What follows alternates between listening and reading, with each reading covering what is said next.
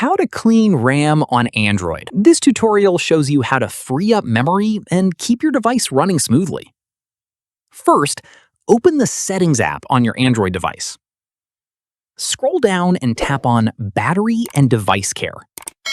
From there, tap on Memory. At this point, you'll see how much RAM is currently being used and how much is available. In the next step, tap on Clean Now to free up RAM instantly.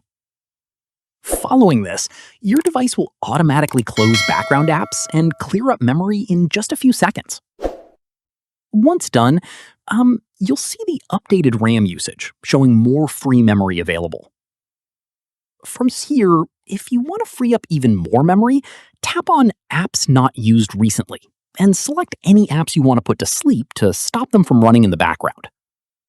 At this stage, you can also go back to Battery and Device Care and tap on Optimize Now to run a full device optimization, which cleans RAM, battery, and storage all at once.